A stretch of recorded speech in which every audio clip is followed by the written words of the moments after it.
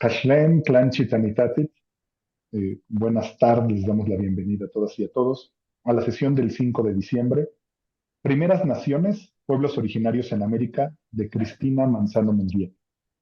La doctora María Cristina Manzano Munguía es PhD por University of Western Ontario, London, Ontario, MA University of Guelph, Ontario. Tiene la licenciatura en la Universidad de las Américas, Puebla. Es miembro del Sistema Nacional de Investigadores del CONACYT y del cuerpo académico Racismos, Identidades y Modos de Subjetivación. Ha publicado sobre el indigenismo forzado transnacional en la frontera, política y legislación indígena del Canadá, movilidad y migración de retorno indígena. Recibió el premio Phillips Found for Native American Research de la American Philosophical Society en el 2012 y del Democracy, Diasporas and Canadian Security in International Perspective en el 2007-2008 del York Center for International and Security Studies, York University, Toronto, Ontario. Y es miembro del Salzburg Global Seminar, American Studies Association y del American Philosophical Society desde 2012. Estamos muy contentas y contentos de recibirlo y le damos la bienvenida y la palabra a la doctora Cristina Manzano Munguía. Adelante, doctora. Muchas gracias, doctor Iván Deans, por la presentación o la introducción más bien, y también por la invitación. Les doy la bienvenida a todos y a todas las estudiantes o profesores que están en el día de hoy pues en esta sesión que voy a impartir. Realmente es un privilegio contar con cada uno de ustedes porque vamos a adentrarnos un poquito o bastante en lo que son las primeras naciones en Canadá y también, de cierta manera, hacer una conexión con la investigación que actualmente ambos van en paralelo, es decir, se mantienen los lazos tanto de amistad como intereses de investigación en algunas comunidades de Canadá y también aquí en México en una comunidad en Chihuahua, ahí en San Marcos, Tlacoyalco.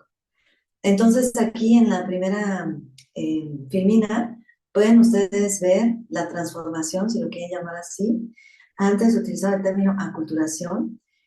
Básicamente lo que voy a presentar hoy es llevarlos de la mano hacia esos cambios que se dieron en físico, cultural y las prohibiciones que llevaron a cabo entre muchas poblaciones de los First Nations o primeras naciones en Canadá. El énfasis es debido a pues las investigaciones que yo realizo y también pues para poder más que nada conectar con las diferenciaciones de lo que se vive aquí en México o se vivió también si contamos la historia. Aquí se encuentra Thomas Moore, es un niño indígena.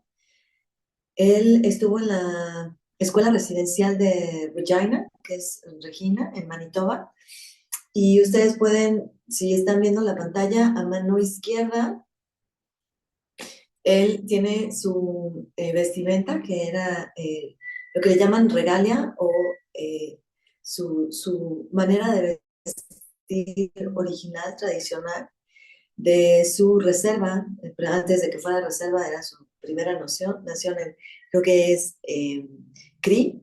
Y del lado derecho, una vez que ingresa a la escuela residencial, donde se mantiene de cierta manera lo que llamaban las 3 Bs en la enseñanza, de acuerdo a la influencia inglesa, que eran las 3 maneras victorianas, que eran cristianización, civilización y sedentarización. Entonces se buscaba sedentarizar porque eran nómadas, altamente nómadas estas poblaciones. De acuerdo a las temporadas, eran que realizaban los movimientos en diferentes puntos del territorio, de su territorio, y no importaban las fronteras políticas, ni tampoco las estatales o en este caso, las de provincia. Y más bien estaban,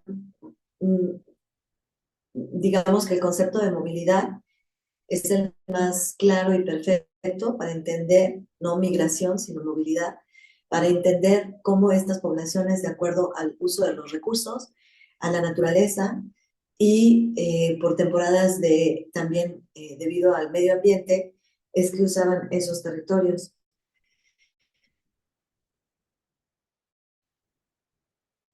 Entonces, escuelas para que llevaran a cabo esa transformación. El término aculturación ya no se emplea en la antropología, está en desuso porque no es que exista una aculturación per se, no se pierde la cultura de las personas, sino está en constante construcción y deconstrucción. Entonces, por eso el término de aculturación queda muy corto. Conforme vayamos viendo, se notará que estas poblaciones se mantienen vivas aún y a pesar de la legislación, ¿no? Entonces, la siguiente, les presento lo que es la legislación en Canadá. En 1883 entra el acta o la pieza de legislación que se llama Indian Act. Antes de que fuera Indian Act, eso no quiere decir que no existieran eh, leyes eh, que de cierta manera no solamente limitaban las actividades de estas primeras naciones, sino que también eh, a grandes rasgos eran las que imposibilitaban sus prácticas culturales, sus organizaciones y su manera de vivir. Entonces, para 1886, este compendio legislativo o esta pieza de legislación aglutina otras leyes que existían, que iban de la mano desde la corona británica, implementadas a través de decretos que, como dice ahí, forzaban la asimilación e imponían restricciones culturales hacia los indígenas. En este caso, los indígenas eran definidos como las personas que estaban registradas en un documento dentro de una banda en diferentes lugares que habitaban en Canadá. Como los fueron desplazando y ocupando sus territorios, los fueron aglutinando en reservas. Entonces esas reservas podrían ser de Mohawk, de Senecas, de los que conformaban, por ejemplo, en Ontario los Six Nations, que eran las 6 naciones, eran Ojibwe, Seneca, Onondaga, estaban también los Mohawk y otras naciones más que de cierta manera los habían puesto en diferentes territorios y esos territorios los habían denominado reservas. Entonces, bajo esas reservas trataron de implementar una forma de gobierno que era totalmente alineada a la manera en cómo querían que funcionaran, tomando el modelo británico de gobierno. Una persona que fuera el jefe, que es el chief, en este caso representado, por ejemplo, como un primer ministro o como el rey, y después una serie de personas que se conformaban como un parlamento, que de cierta manera era como un pequeño senado, pero eran representantes del consejo y ellos eran elegidos. Por supuesto que antes de eso no existían las votaciones, no existían todo ese círculo de personas que eran los consejeros y el consejo, que de cierta manera eran los que tenían el control, entre comillas, de lo que el chief o el jefe realizaba, ¿no? El jefe de la tribu. Entonces, toda esta organización fue implementada a nivel de las reservas y, por supuesto, muy bien cimentada en la legislación. Para que se pudiese llevar a cabo, tendría que estar legislado. Si no existía una ley, pues entonces no se podía llevar a cabo esa implementación. Uno de los puntos de esa legislación para poder asimilarlos y que dejaran sus prácticas culturales, como era, por ejemplo, las danzas. Yo no sé si han escuchado alguna vez el potlatch, han escuchado el Sundance, la danza del sol. Eh, Son dos muy buenos ejemplos. Uno no lo permitieron porque reconocían a un gran jefe, que era el del potlatch, se practicaba al oeste de Canadá, y ese gran jefe organizaba un fiestón, hagan de cuenta una super fiesta, en donde al estilo de los rarramuris, que eran como las tesguinadas, en donde comían, festejaban, llevaban presentes, el gran jefe también les otorgaba presentes, muchas veces eran presentes, digamos, combinados con lo que ya era la parte del ingreso de todo lo que traían de mercancía y que se comercializaba con los blancos o con los que estaban colonizando, como las cobijas, los rifles y otras cosas de alimento. Y todo eso se intercambiaba, pero además el gran jefe generaba alianzas, alianzas con las otras naciones que estaban cerca o lejanas a la costa oeste de Canadá, que era British Columbia, ¿no? Columbia Británica. Y ese tipo de ceremonias las prohibieron porque se dieron cuenta, había un indio agente o el agente indio, así le llamaban Indian Agent, que vivía muy cerca de las reservas, usualmente era en los fuertes. Entonces, si tienen alguna vez curiosidad, pueden googlear estas reservas, checar dónde estaban los fuertes, o si no, visitarlas también. Y ahí el agente indio vivía, pero al mismo tiempo tenía control sobre todos ellos. Y a través de estas observaciones que hacían y que mandaban a Ottawa, que era el punto nodal de control a través del gobierno canadiense, lo que buscaban era disminuir esa comunicación y esa organización entre los pueblos indígenas. Entonces es bien interesante cómo fragmentaban los MSEX. Esa fragmentación ocasionaba poca comunicación hacia estas alianzas y que hubiera un reconocimiento hacia líderes indígenas. Entonces, lo que trataban de hacer era imponer un nuevo sistema de organización político, nuevos liderazgos y que esos liderazgos estuvieran cooptados con el Ministerio de Asuntos Indígenas, con el Indian Agent y pues además infiltrar las maneras que querían de gobierno. Uno de esos puntos era precisamente lo que se denominó enfranchisement, que era como, pues aquí no quiero utilizar un término que no sea el pertinente en español, no sé si lo puedan googlear y decirme que encuentran en enfranchisement, pero de cierta manera era que los indígenas eh, decidieran borrar su nombre de esta lista que se tenía en cada una de las reservas y donde se indicaba quién eran sus papás, de qué linaje venía, o sea, quiénes eran sus ancestros, y que automáticamente ellos dejaran de tener el estatus de indios y se volvieran miembros de la sociedad canadiense, ¿no? Con eso no tenían acceso a la tierra de sus reservas, tendrían que pagar impuestos porque muchas de sus actividades y de sus ingresos están exentos de impuestos. Podían estudiar, entonces si ellos aceptaban no ser indígenas, podían entrar a la universidad, estudiar leyes, estudiar para doctor o incluso ser sacerdotes. Podrían comprar alguna casa, propiedad, y no necesitaban permiso ya para salir de la reserva. Mientras estuvieran ellos en la reserva, todo estaba sumamente controlado. Su entrada y su salida tenían que emitir pases para poder salir, tenían que pedir autorización para poder vender algo de sus productos que tenían, por ejemplo, si sembraban de lo que les enseñaban a ser sedentarios, tenían que enseñarles cómo hacer granjeros. Y pues todo eso eh, ya lo tenían de una manera libre para practicar. Entonces, aparte de que podían ellos optar el derogar su estatus como indígena, también desde chiquitos tenían que ir a las escuelas residenciales. Esto era con la finalidad de cumplir el ideal desde, eh,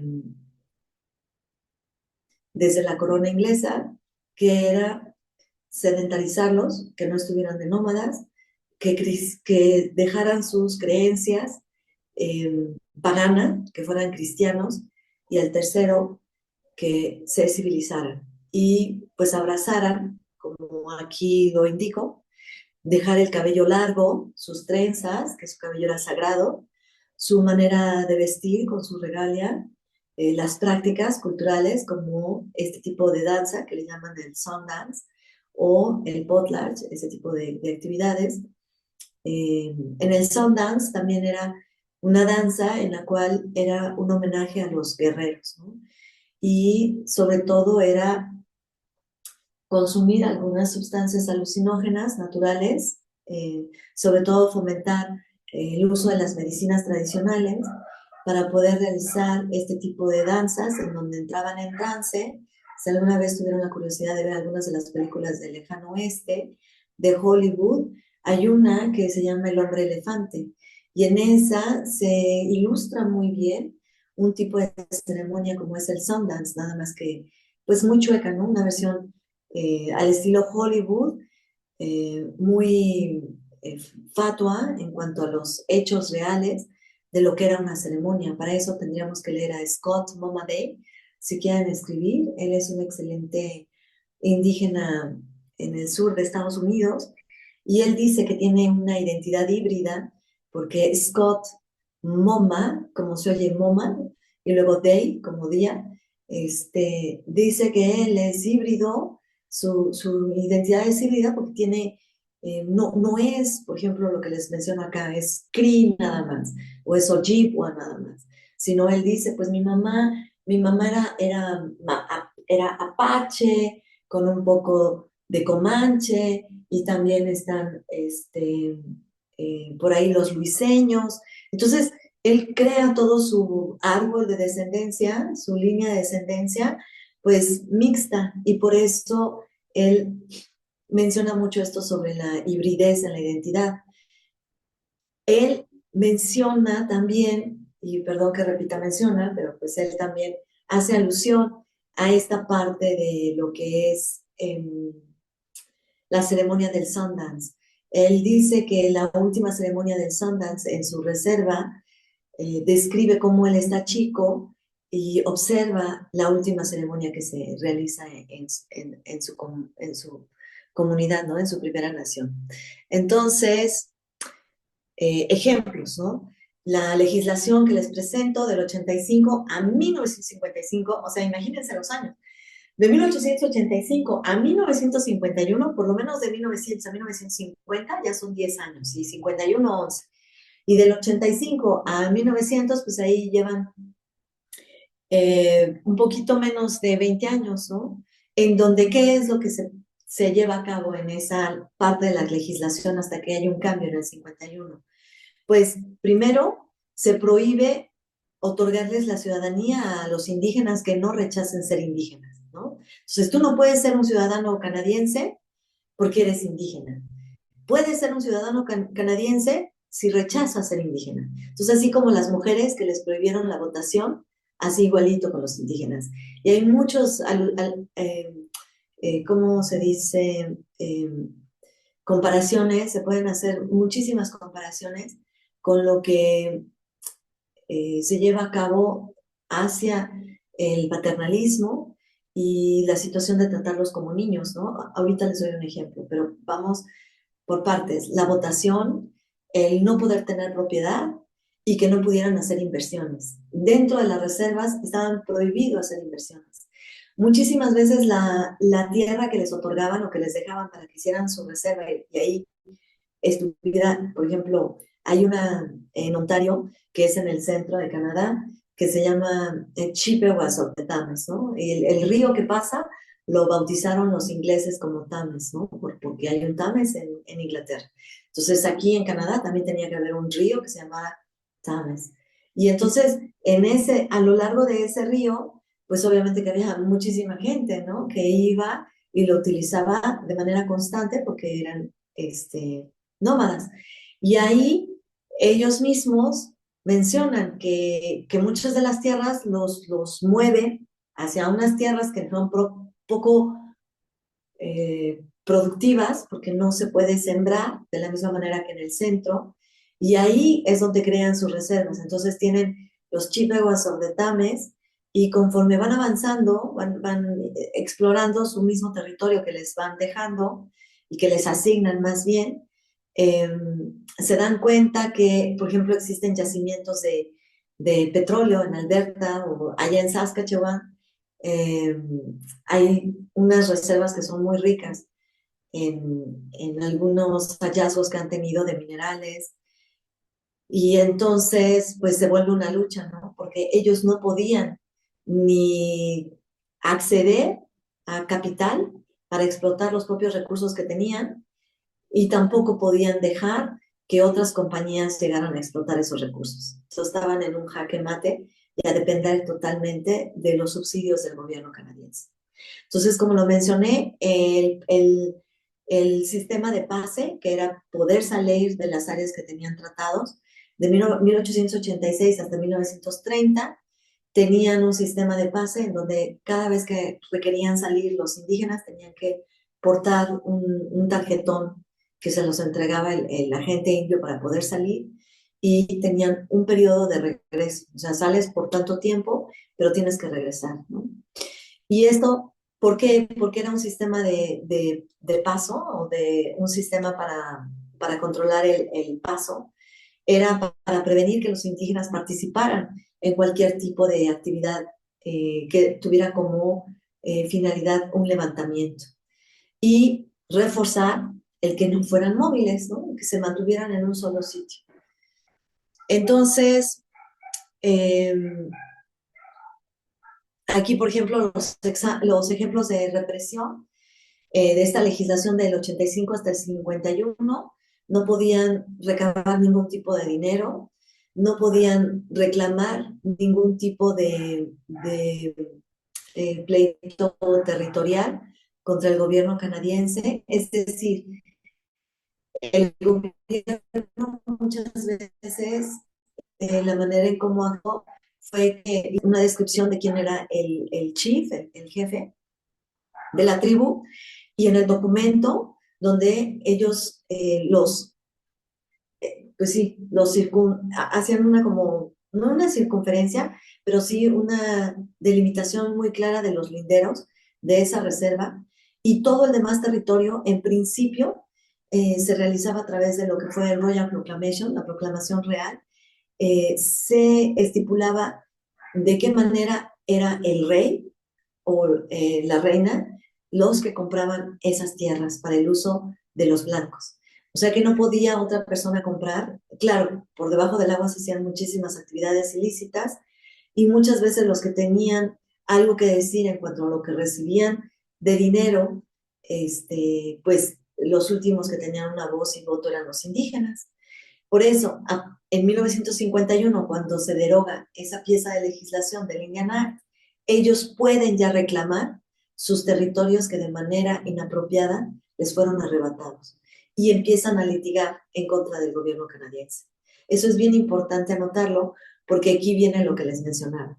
Cómo entonces en el Royal Proclamation se lee esa carta de la proclamación real y viene cómo los tratan como niños, ¿no? Toda la descripción es nosotros vamos a cuidar el dinero que reciben de la compra de esos terrenos o de ese territorio, porque ellos no es posible que lo sepan cuidar.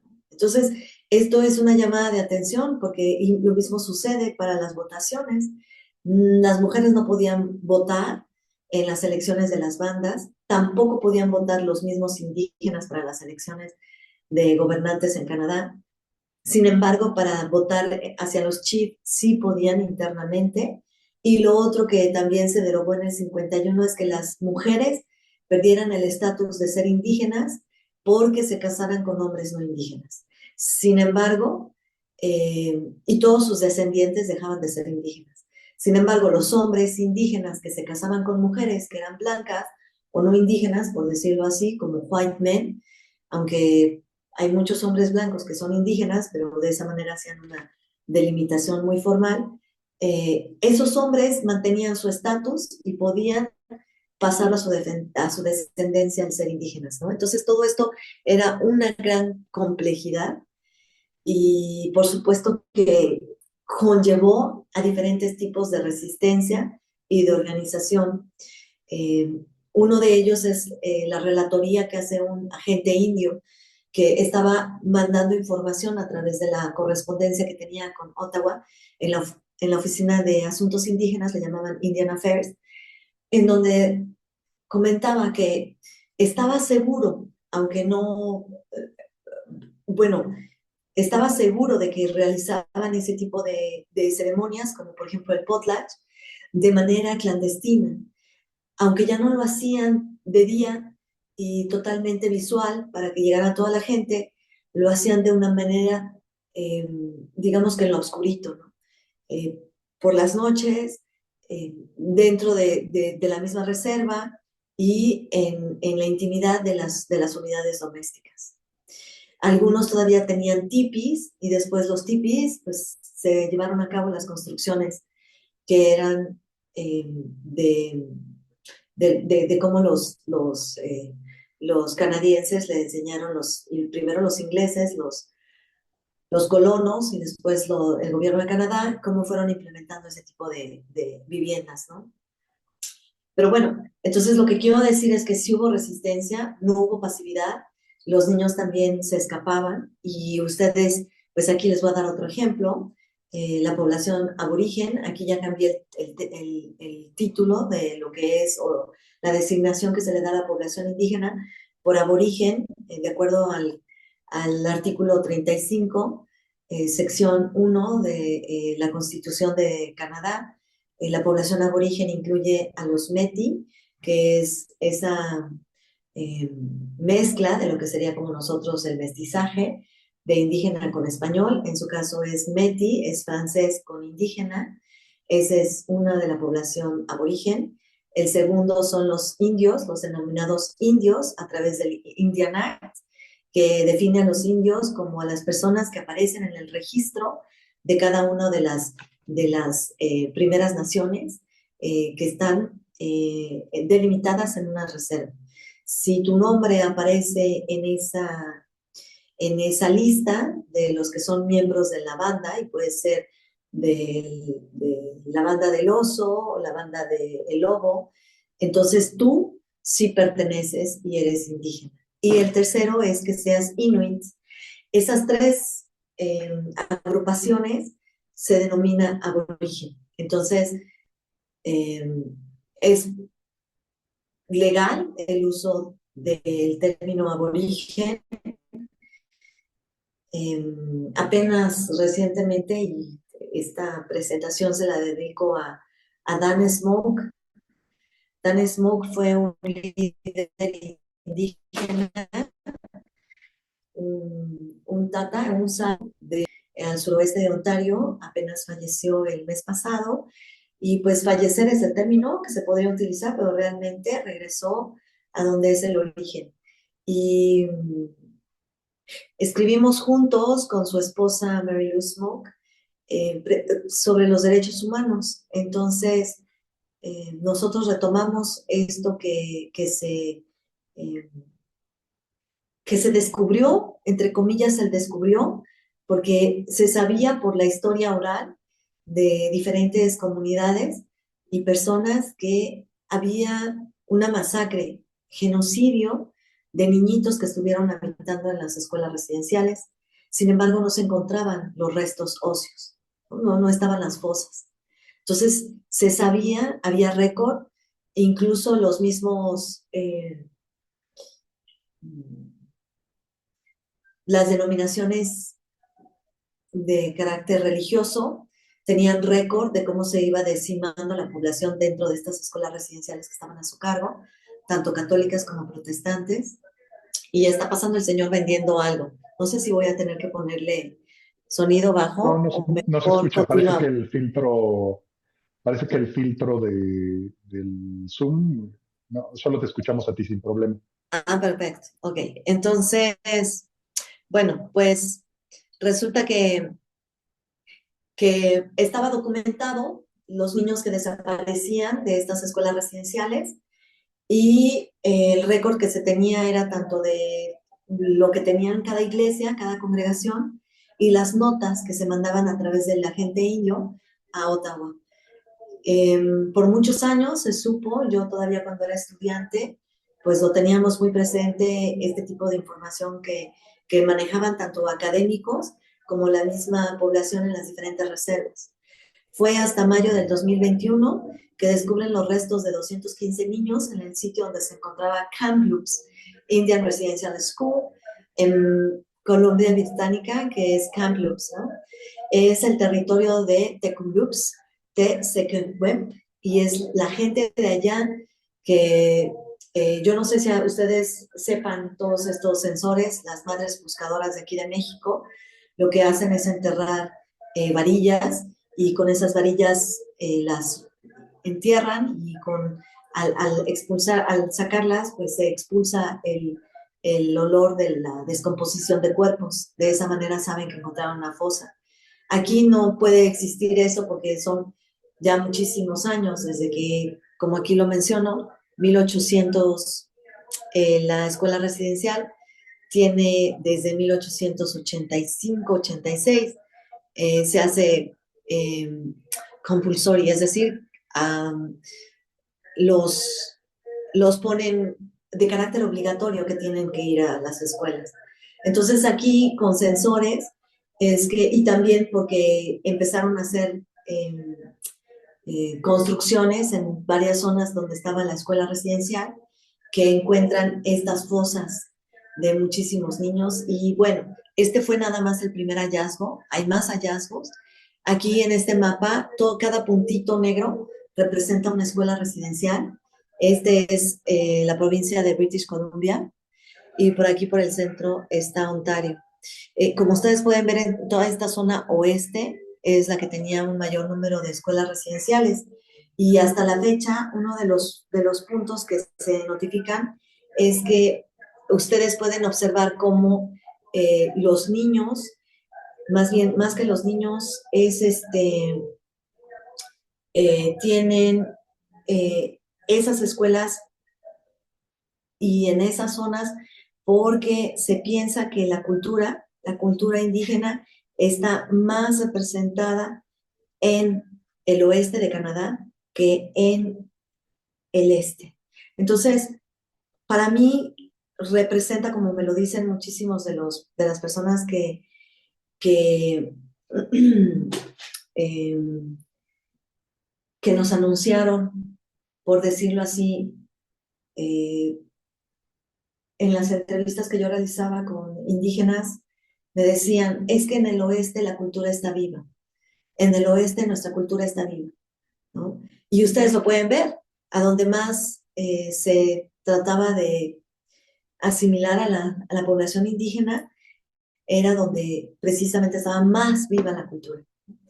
Bueno, eh, las escuelas residenciales querían, no sé si ustedes han escuchado, los niños en riesgo, es un término, at risk, en donde se trata de eliminar el riesgo de perder a la población o a la niñez, en riesgo de que entren en el alcoholismo, las drogas, no utilicen, por ejemplo, en el caso de Estados Unidos, muchas familias en riesgo son los puertorriqueños porque hablan el español y se intenta derogar el español y que abracen el inglés. Entonces, muchos programas en el verano lo que quieren es continuar, que sea un continuum, el inglés y que dejen el español. Sin embargo, pues no se puede, ¿verdad? ¿Por qué? Porque de cierta manera eh, el español es parte de, ¿no? ¿Y qué sucede?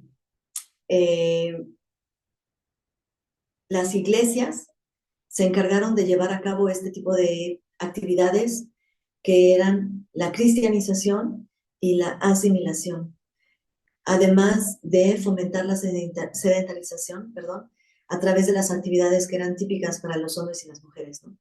Los hombres tenían que llevar a cabo una actividad que fuera como de lo que le llaman no profesional, sino técnico.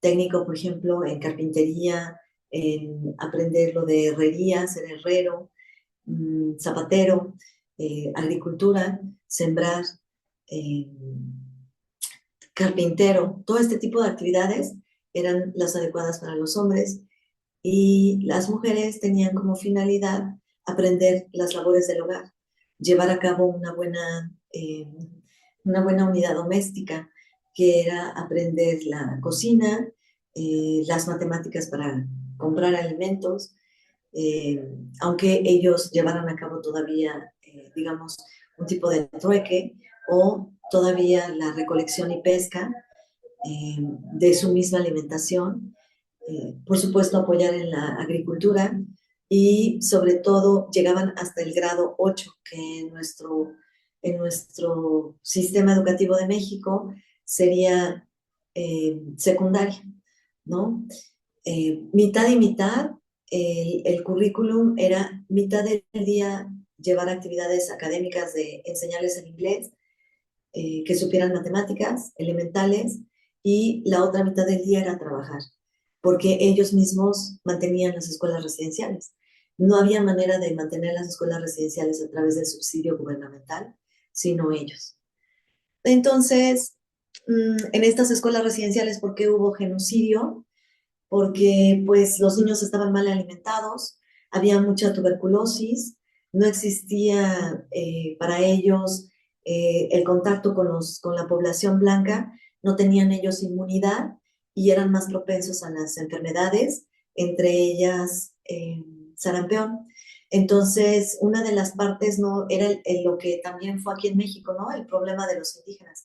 ¿Qué vamos a hacer con los indígenas? Son un problema. ¿Y cómo vamos a deshacernos del problema? Pues decimando la población. ¿Y cómo decimamos a la población? Pues castigándola.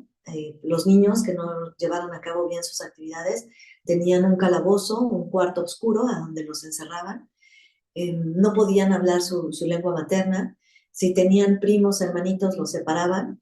Estaba prohibidísimo hablar eh, ese tipo de lengua indígena, y también niños que tenían tuberculosis atendían en el mismo salón con niños sanos para poderlos contagiar y que pues fácilmente se terminará la población de los niñitos indígenas y con eso ya no se iban a reproducir y ya no ibas a tener más indígenas. También las cobijas de los niñitos que tenían sarampión eran compartidas con los demás niños sanos y los que tenían también paperas. Entonces, en el salón de clases podían tener ustedes a niños con paperas, con sarampión y con tuberculosis, contagiando a los niños sanos, ¿no? Y, por supuesto, ustedes saben que la tuberculosis es una de las enfermedades de la pobreza. Y entonces era una contradicción, ¿no? Que tuvieras a personas del gobierno canadiense realizando este tipo de actividades. La última escuela residencial que estuvo activa fue en 1987, 89, por ahí cerró la última escuela residencial, 1987, 89. O sea que fueron muchos años, ¿no? Algunas personas de los investigadores dicen que fue 91. Yo lo que tengo de investigación es 87, 88. Por eso el primer ministro de Canadá, Trudeau, pidió después de este hallazgo en el 21, finalmente llegó la disculpa pública, ¿no? Hacia las poblaciones indígenas, les pidió un sentido, eh, eh, perdón por haber realizado este tipo de actividades que eran genocidas. No, sí, ¿verdad? Sí se pronuncia genocida, ya no saben. Sí, sí. Genocidas, ¿verdad? Genocidas y además etnocidas. Eh,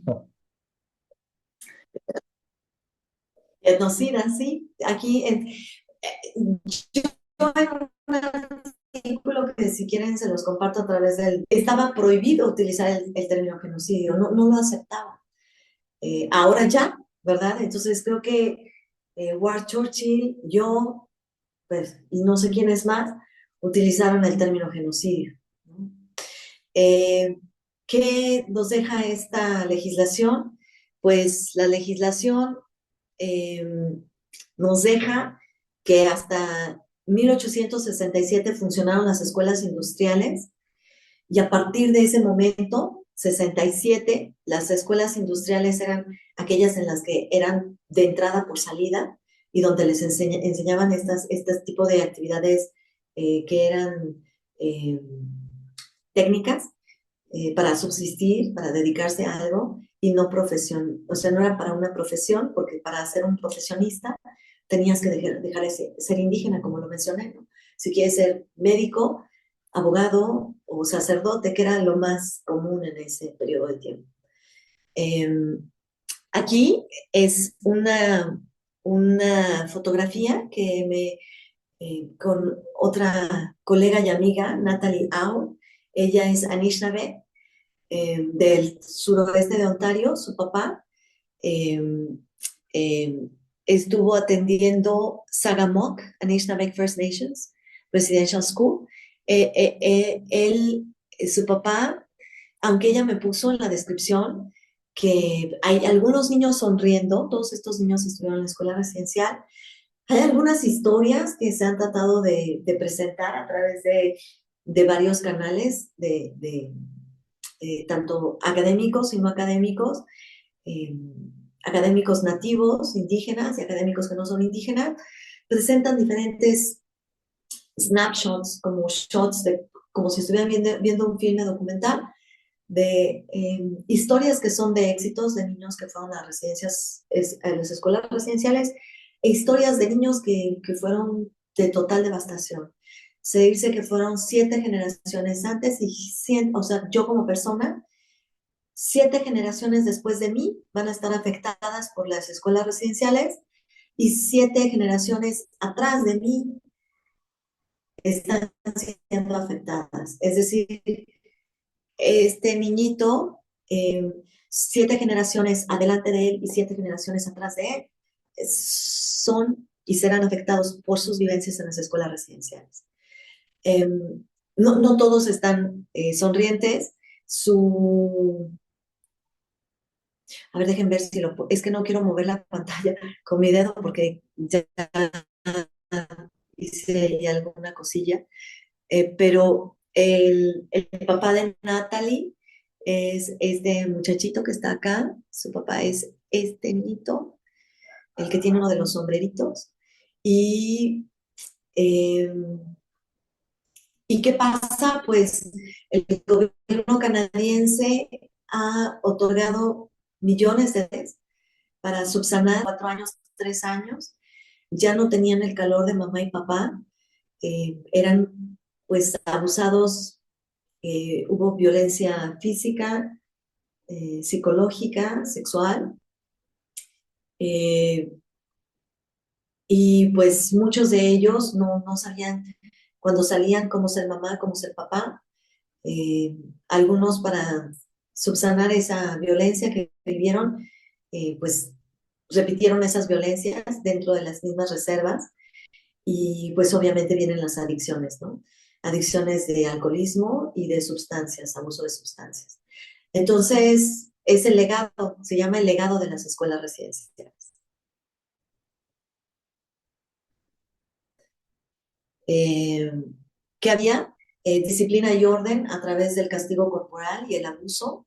Los roles de género estaban muy marcados, que te corresponde a ti como mujer y como hombre, y la diferenciación social totalmente en una estratificación de la sociedad canadiense, ¿no? Ustedes van a poder dedicarse, pero a este tipo de actividades, todas de servicio y todos relacionados como de trabajadores eh, en la agricultura o en alguna granja, pero no van a poder tener ningún tipo de labor que sea significativo a menos que dejen de ser indígenas. Mm, Aquí, por ejemplo, eh,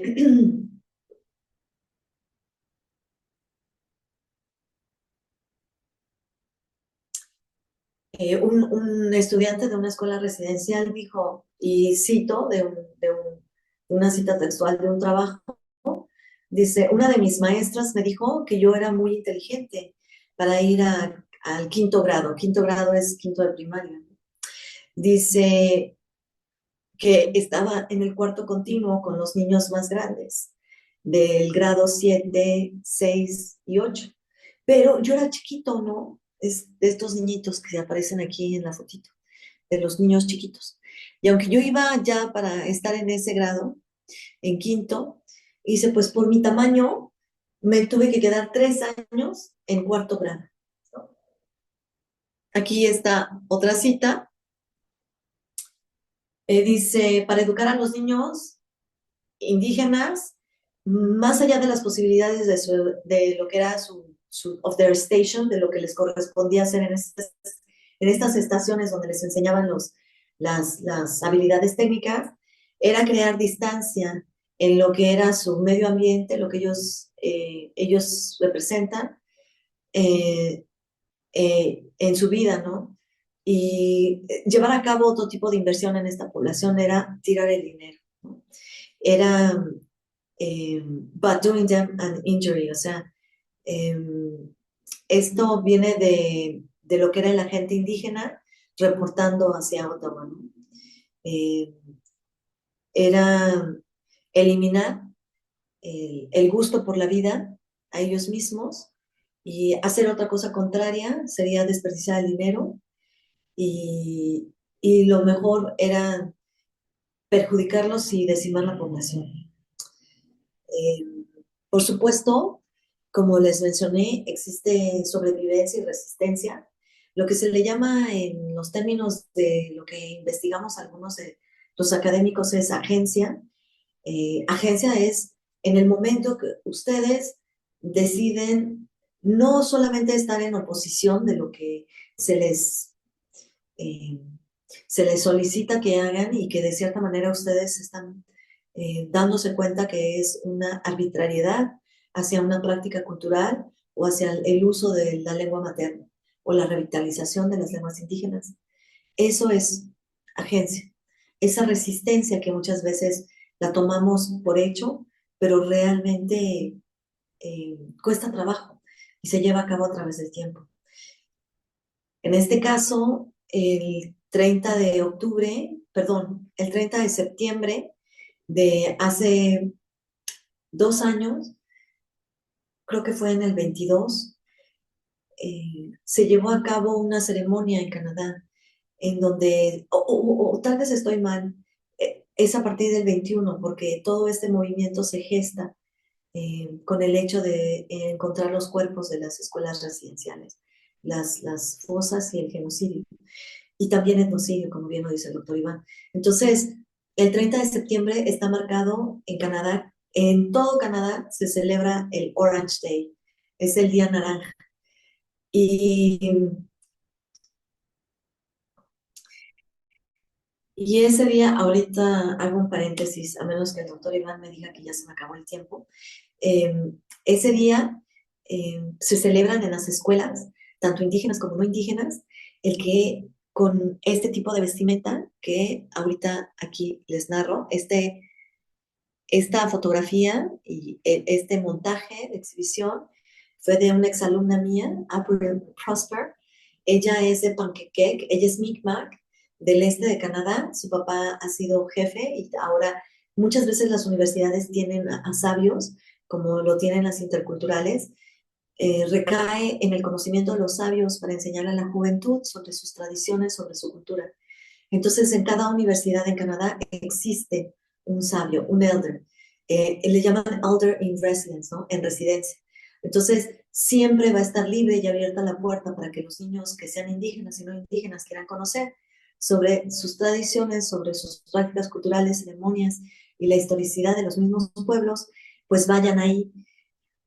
Entonces, ella, su papá, fue un elder in residence en la Universidad de San Francisco, está en Antigonish, está la reserva, y ella realizó este montaje con esta ropa.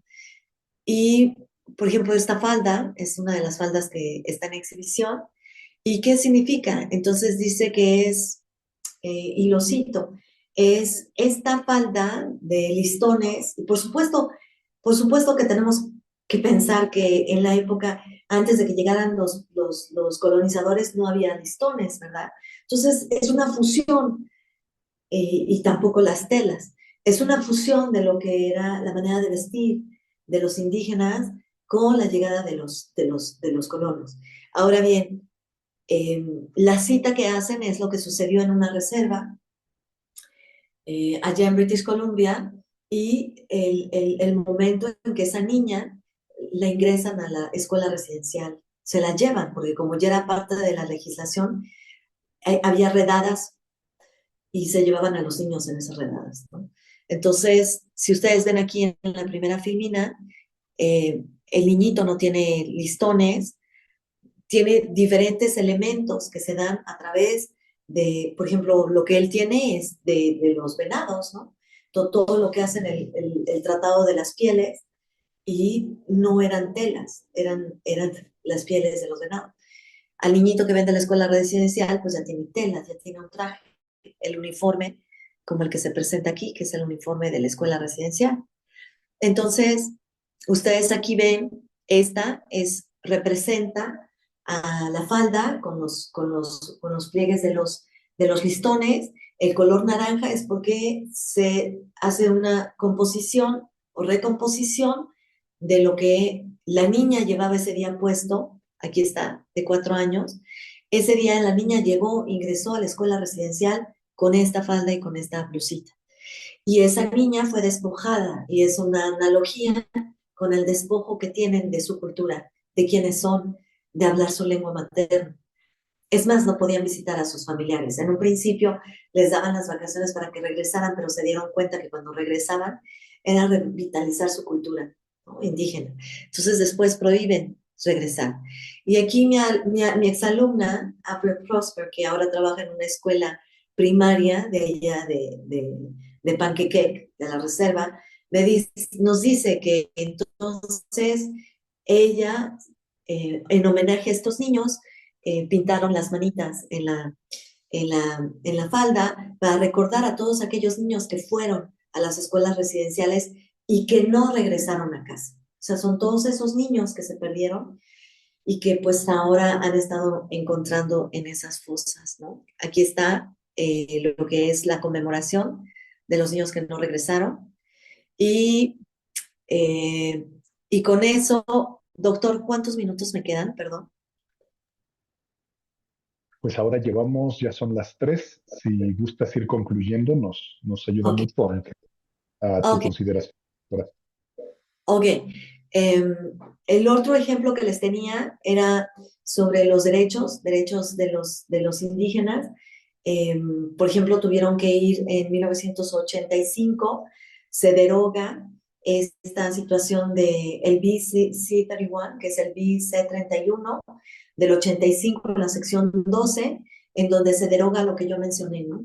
Que las mujeres cuando se casan pierden el estatus de indígenas si el hombre no es indígena. En automático, a partir del 85, una mujer que se casa con un no indígena sigue manteniendo su estatus y le pasa la línea de descendencia de ser indígena a toda su generación, es decir, a todos sus descendientes. Sandra Lovelace fue la que lo logró y tuvo que irse hasta la Suprema Corte de Justicia de Canadá. E incluso la historia es larga, se fue ahí a la Comisión de los Derechos Humanos en las Naciones Unidas para poner en jaque al gobierno canadiense, ¿no? Imagínense eh, un país industrializado con problemas que no se pueden imaginar que tengan sobre esta población que es indígena. ¿Cómo es posible que tengan a la población indígena bajo un yugo, que es esto, ¿no? O sea, tienen a la población indígena, como decía un indígena de British Columbia, Emmanuel eh, George Manuel, si quieren hacerle un Google, es muy conocido, él ya falleció, pero era uno de los de mayor resistencia en Canadá, y él decía que eran el tercer mundo, perdón, el cuarto mundo, ¿no? The Fourth World. Eran el cuarto mundo viviendo en un país del primer mundo. Entonces, les traje otros ejemplos, pero pues eso después en otra invitación que me haga aquí el doctor, ya se los presentaré. Y aquí quería hacer la conexión con la comunidad Ninjiwa. Allí en San Marcos, Tlacoyalco, en donde está la Universidad Intercultural del campus de San Marcos, pues más que nada identificar cómo existe esa resistencia de la comunidad hacia las prácticas culturales, aún y que pensarían ustedes que, por ejemplo, las poblaciones indígenas a nivel mundial se han decimado, la realidad es otra.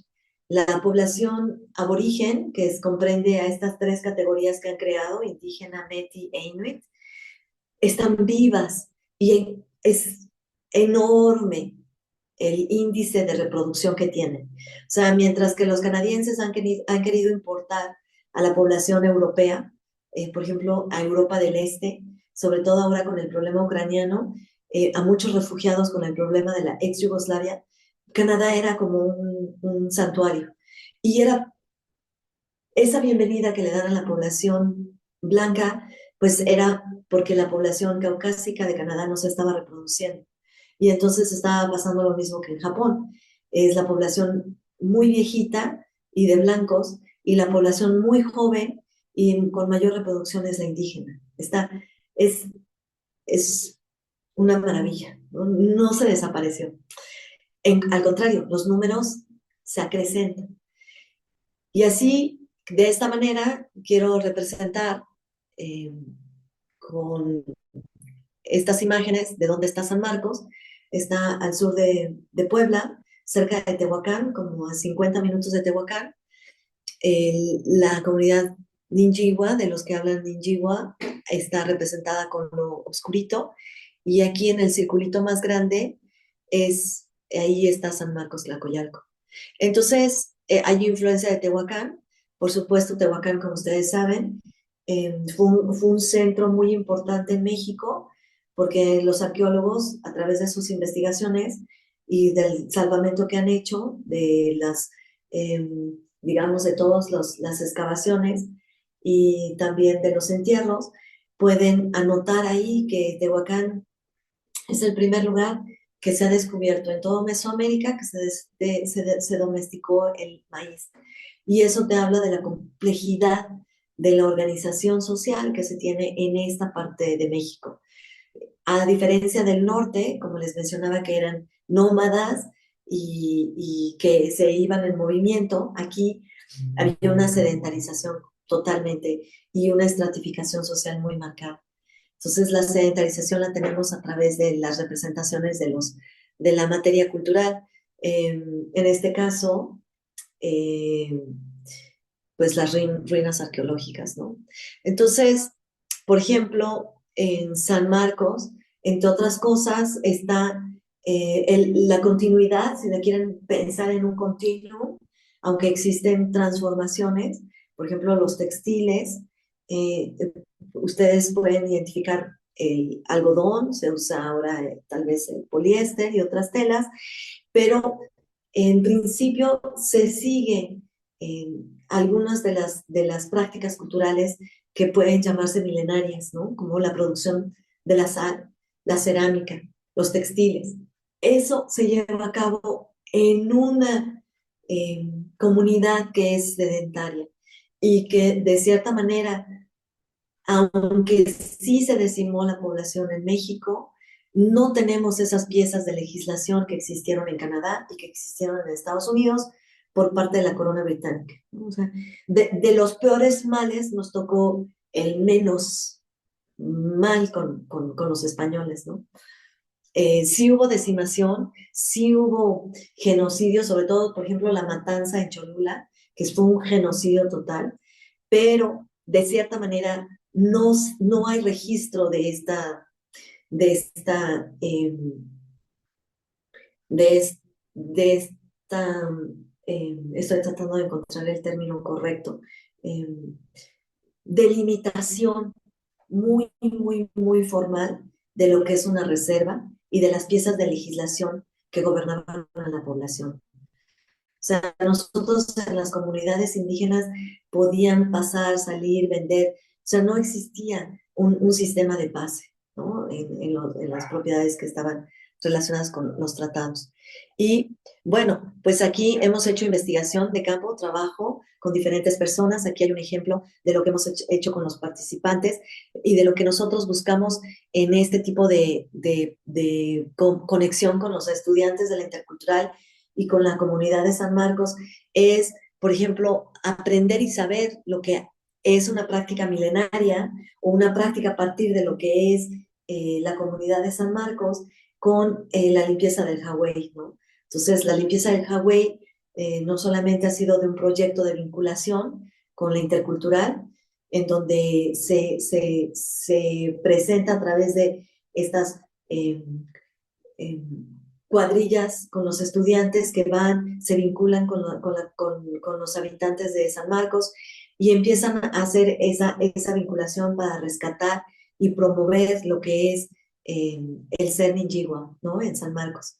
Y aquí está un ejemplo de ellos, cómo limpian el Hawái y cómo los mismos niños, que no son niños, que son estudiantes de la universidad, pero que también se conectan con los habitantes, con los niños en las primarias, cómo ellos están haciendo esa vinculación a través de los dibujos y de las actividades como es la limpieza del Hawái y de un lugar sagrado, ¿no? La medicina tradicional tiene otro de los puntos, aquí hay otra imagen que ilustra esto muy bien, y con eso, pues, doy un cierre. Aquí el trabajo que hemos realizado ahí en San Marcos es en colaboración con el doctor Guillermo López Varela, que es profesor ahí de la Universidad Intercultural y que también lleva de la mano a los estudiantes y al mismo tiempo los estudiantes son llevados de la mano a través de la comunidad. Es decir, se piensa en un modelo horizontal en vez de un modelo vertical de educación, en donde no son los profesores, no somos los de la sapiencia, sino que es un diálogo, ¿no? Lo que ustedes están viendo ahora con las lecturas que si no han hecho, pero las van a realizar, el diálogo de saberes que también se cita aquí al doctor Iván. Y pues con eso, pues muchísimas gracias. Termino mi presentación. Un gusto compartir con ustedes. Muchísimas gracias a la doctora María Cristina Manzano Munguía y vamos a dar la oportunidad ahora para la ronda de preguntas y comentarios.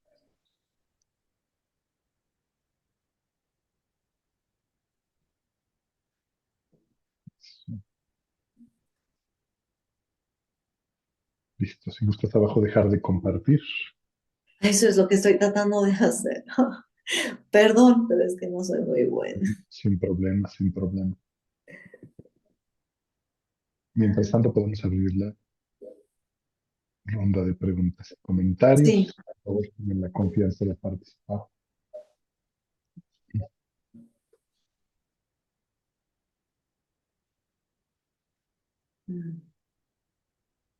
Bueno, tal vez, Adelante, ajá, adelante, adelante, tengan la confianza de abrir. yo No, o la persona. en el chat, Ah, ok. Buenas por, tardes. Sí, soy yo. Ok, ¿qué se escucha tal? y se ve bien, gracias, doctora. Hola, buenas tardes, María. Buenas tardes a todas y todos. María Cristina, mucho gusto y muchas gracias por la presentación. Ok. Disfruté muchísimo de esta presentación. Me hace pensar mucho en Roxanne Dunbar Ortiz, a una autora estadounidense a quien he leído mucho y que habla precisamente de todo el genocidio y reconoce este concepto no tanto desde la dimensión, bueno, además de la dimensión histórica que se debe hacer claramente, sino también como un mecanismo para activar o formar en los estados esta responsabilidad histórica que tienen para con los pueblos originarios.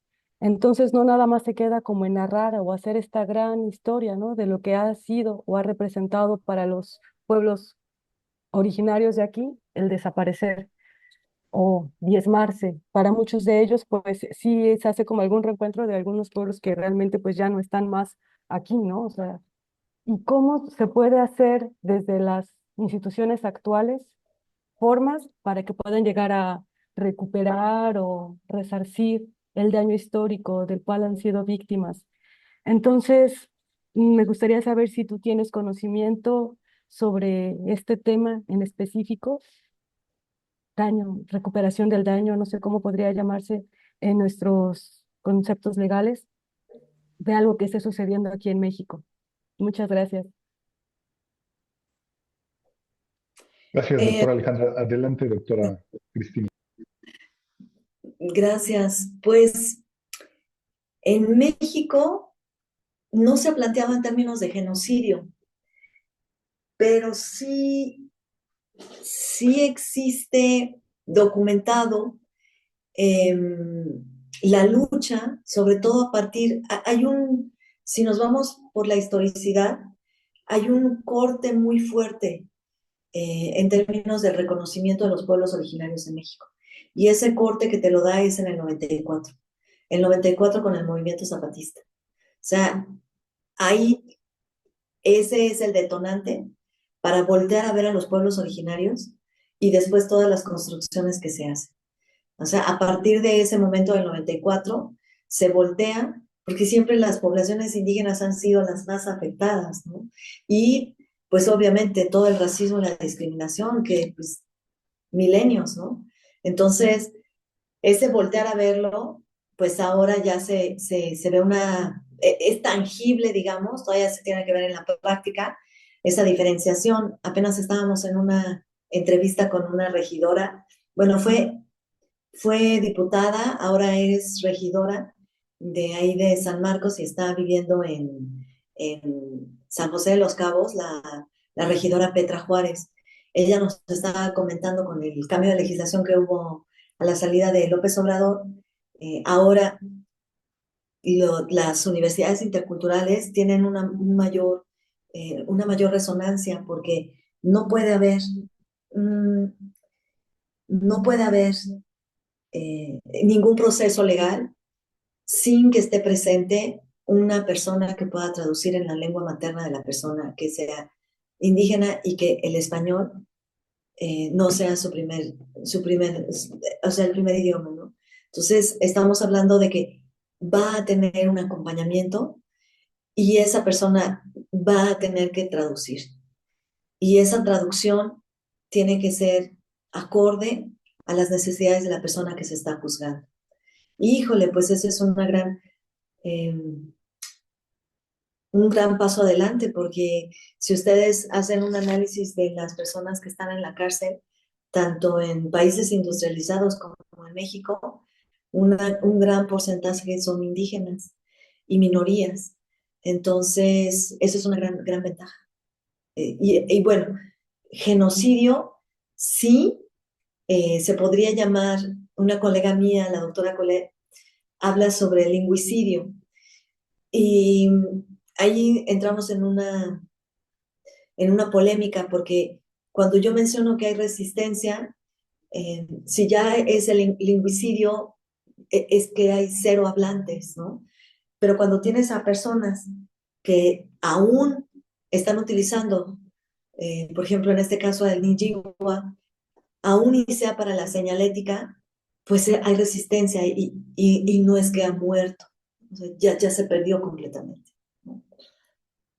Entonces, tendríamos que tener muy clara la manera en cómo vamos a crear o componer ese genocidio en México y cómo se puede eh, presentar para el nivel de aquí, ¿no? De México.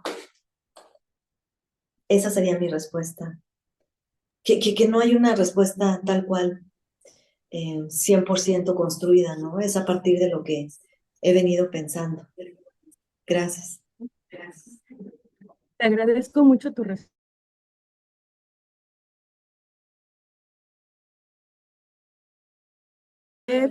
El hecho histórico como tal, desde, o sea, ¿cómo podría ser posible iniciar estos procesos de recomposición histórica o de resarcir el daño, justicia al final de cuentas, hacia los pueblos originarios, para todos aquellos pueblos que ya no tienen vestigios de la lengua que fue hablada anteriormente? Entonces podríamos pensar que el Estado mexicano solo podría resarcir aquellos pueblos de los cuales todavía hay hablantes.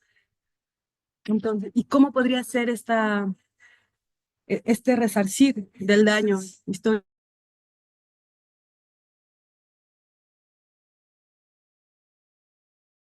Es la deuda histórica que se tiene para con los pueblos originarios, Así es. pero ¿cómo podría ampliarse este sentido de consulta?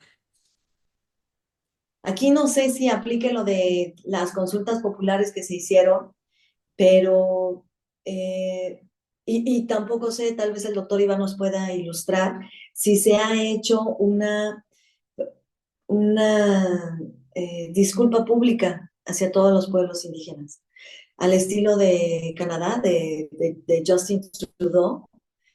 Y por supuesto no tenemos los miles de millones de dólares que se, que se, que se avientan para los programas de sanación.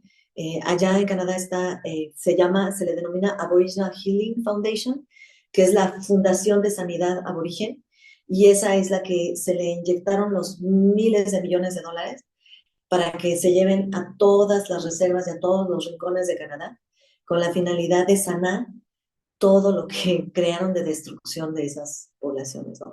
Pero como ellos los dicen, son 7 generaciones adelante y 7 generaciones atrás.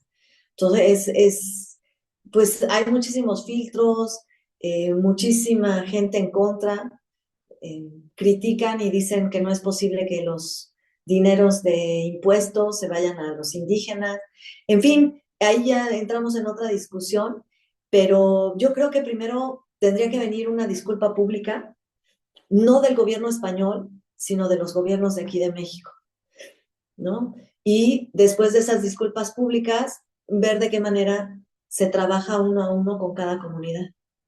Pero eso yo pienso que sería.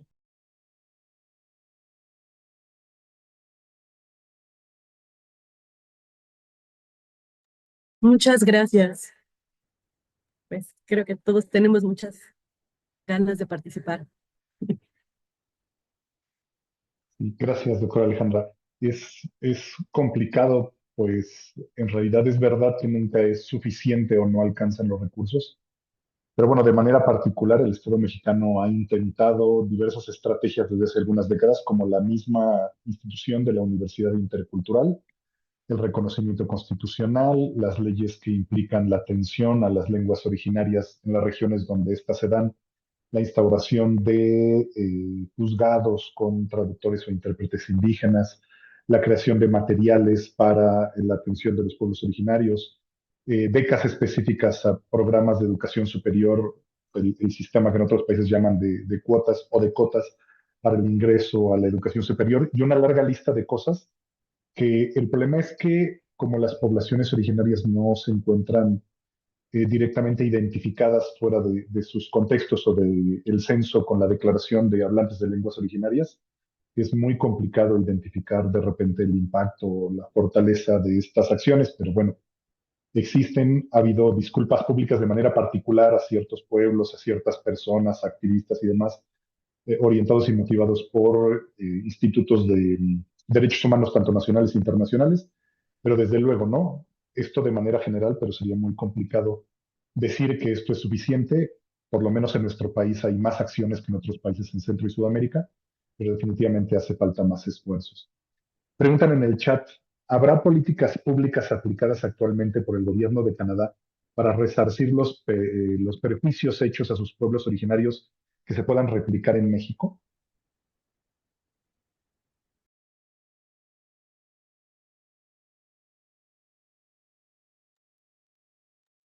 A ver, de nuevo, perdón, ¿podrías repetir, doctor? Con gusto. ¿Habrá políticas públicas aplicadas actualmente por el gobierno de Canadá para resarcir los perjuicios hechos a sus pueblos originarios que se puedan replicar en México? Pues de hecho hay un recuento, entonces me quedé en eso, pero hay organizaciones y asociaciones indígenas y eso se llama como la parte política, el activismo. Hay una historicidad, entonces de la mano van con estos cambios a la legislación y se gesta la creación, así como está el Senado de la República, hay un reconocimiento de las primeras naciones ante el organismo gubernamental. Se llama Asamblea de las Primeras Naciones, The Assembly of First Nations, y está al mismo nivel que el Senado de Canadá. Entonces están en Ottawa y hay un representante y cada una en las provincias tiene un representante que vienen de todas las reservas. Entonces, en el Assembly of First Nations se supone que existe ese reconocimiento a la soberanía, porque lo que se busca es que estas primeras naciones tengan el equivalente de nación, no de Estado, porque perteneces al Estado canadiense en términos teóricos, pero sí de nación a nación. Entonces, que la relación sea nación a nación. La nación, por ejemplo, la nación de Chippewas of the Tames, la de Simegok, la que les enseñé de los Anishinabek, de la foto de los niños de la escuela residencial, con Ottawa, ¿no? Entonces, de nación a nación que sea la relación. Por eso existe la Asamblea de las Primeras Naciones. Entonces, en principio, existe una sinergia ahí que va de acuerdo a las políticas y a esta autonomía. Sin embargo, hay un académico que está en la Universidad de Victoria, allá en British Columbia, y dice que él es Alfred Tayayake. Antes se llamaba Alfred Gerard, pero después él es Mohawk, y entonces él retomó su nombre indígena, y él dice que no puede existir ninguna soberanía hasta que las reservas, todas, no reciban ningún dinero del gobierno canadiense. Mientras hay una relación de dinero que mantenga a la población adormecida, ¿no? Y subsidiada, pues van a estar en una posición inferior con relación al gobierno de Canadá. Entonces, para que sea una relación así y una autonomía, es que cada una de las reservas y cada una de las naciones viva de manera independiente sin subsidio gubernamental. Ahí es otra polémica. Eh, yo pienso que de qué se puede retomar México, tal vez a esta asamblea. Debería de existir una asamblea de los pueblos originarios que esté al mismo nivel de gobierno y representado ahí en la Cámara de Senadores y en la Cámara de Diputados, ¿no? Bueno, eso yo. Porque es muy diferente presentarlo nada más para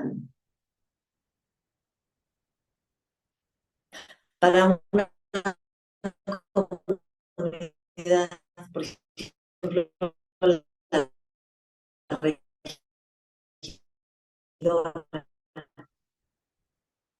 ¿no? Presenta un distrito, es diferente que fuera.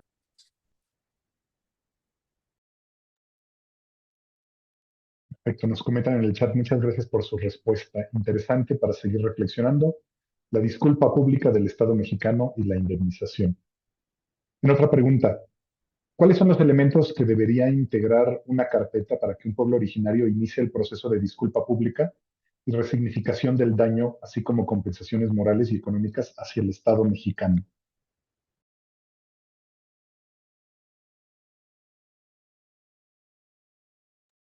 Bueno, en este caso,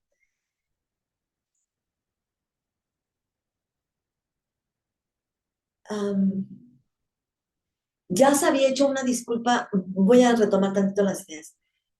Eh, para el Estado mexicano, desde mi punto de vista, es de la mano lo político. O sea, si pensamos que una disculpa pública viene sin un toque político, una influencia política, estaríamos mal.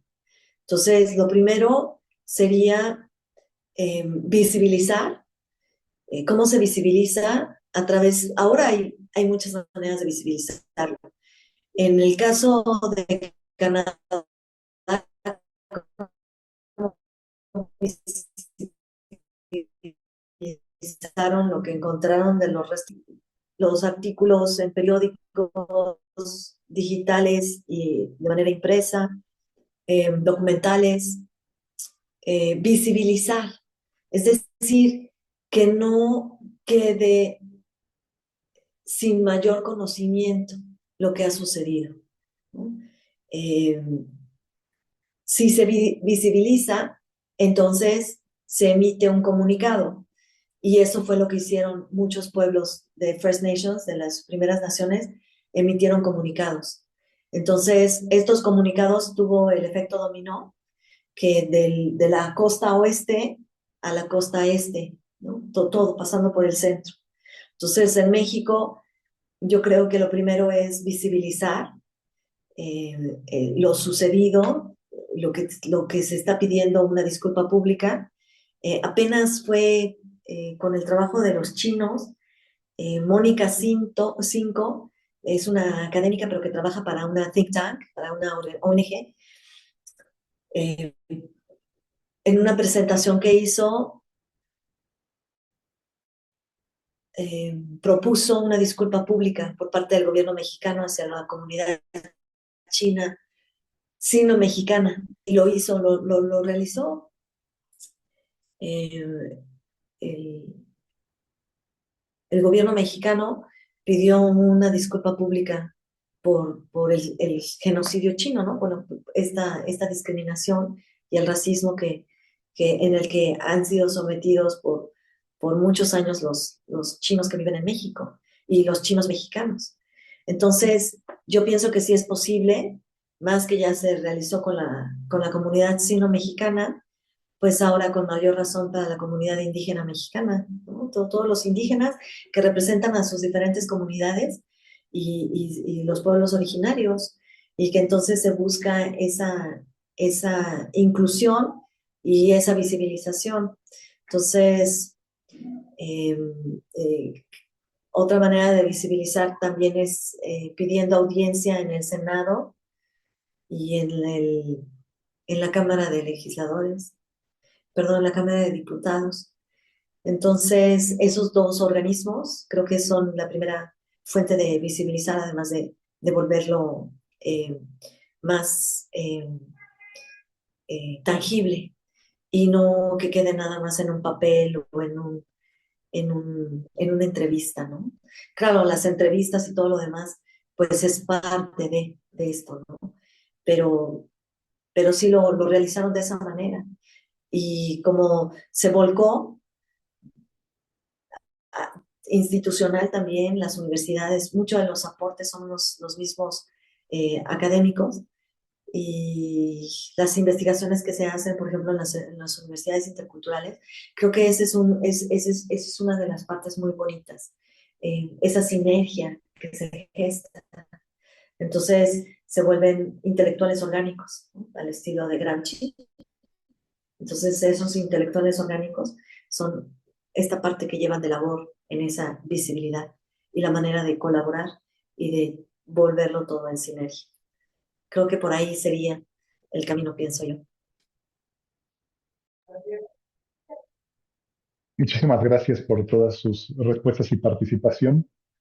Igual agradecen en el chat y demás por las respuestas y la participación. Entonces, vamos a cerrar la sesión y damos por concluido y todo nuestro agradecimiento a la doctora María Cristina Manzano Munguía por su conferencia Primeras Naciones, Pueblos Originarios de América.